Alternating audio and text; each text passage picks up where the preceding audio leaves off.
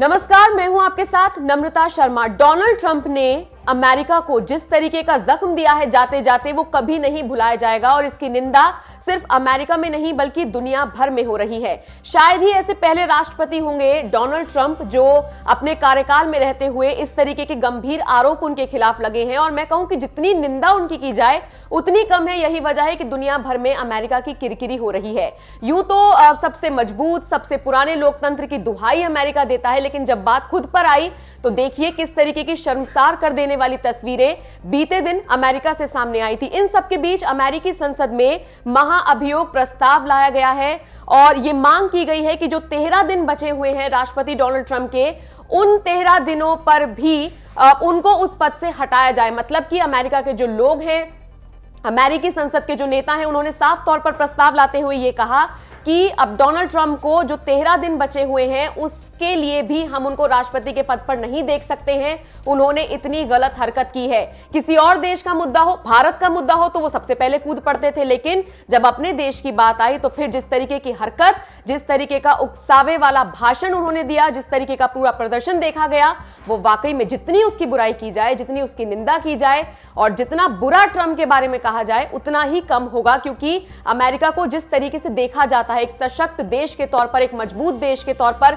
एक विकसित देश के तौर पर अब तक हम देखते आए हैं, लेकिन वो सारी चीजें, वो सारी इमेज डोनाल्ड ट्रंप ने मिट्टी में मिला दी है। यही वजह है कि अमेरिकी संसद में महाअभियोग प्रस्ताव लाया गया है और यह मांग की गई है कि डोनाल्ड ट्रंप को पद से हटाया जाए।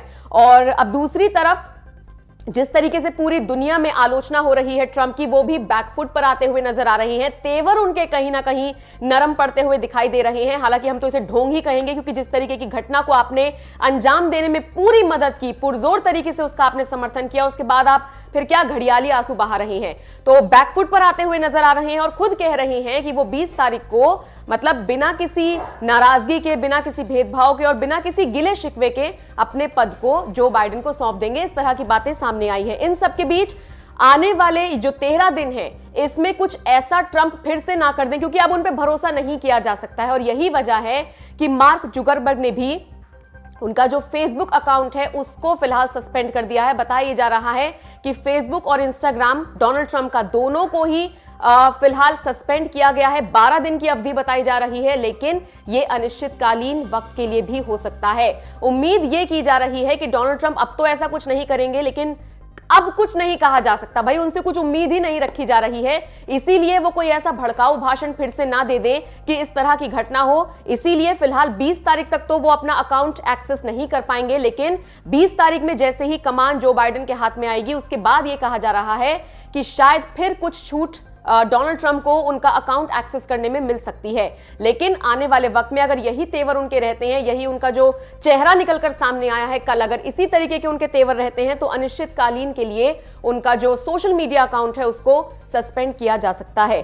तो अब जिस तरीके की तस्वीर, जिस तरीके का जख्म अमेरिका को दिया है डोनाल्ड ट्रंप ने, जाहिर तौर पर उनकी बहुत किरकिरी हो रही है। कहा तो यह भी जा रहा है कि जब जो बाइडेन शपथ ग्रहण समारोह में शामिल होंगे और वो शपथ लेंगे, उस दौरान डोनाल्ड ट्रंप हो सकता है कि अमेरिका में हो ही ना, वो स्कॉटलैंड भाग जाएं। तमाम तरह की खबरें आ रही हैं, लेकिन इन सब के बीच किरकिरी बहुत हो रही है डोनाल्ड ट्रंप की भी। और यहां पर मैं जाते जाते आपको एक बात और बता दूं, ऐसे पहले राष्ट्रपति होंगे डोनाल्ड ट्रंप जिनके खिलाफ महाअभियोग प्रस्ताव संसद में पेश किया गया हो। महाअभियोग प्रस्ताव उस शख्स के लिए, उस राष्ट्रपति के लिए लाया जाता है, उस एक बड़े नेता के लिए लाया जाता है जो अपने कार्यकाल में सही से काम ना कर रहा हो, या फिर उसके कार्यकाल के दौरान कुछ ऐसी घटनाएं हुई हो जो कि देश हित में ना रही हो। तो कुल मिलाकर ये पूरी खबर है। इसको लेकर आपका क्या कहना है और डोनाल्ड ट्रंप को लेकर आपका क्या कहना है, कमेंट करके हमें जरूर बताइएगा।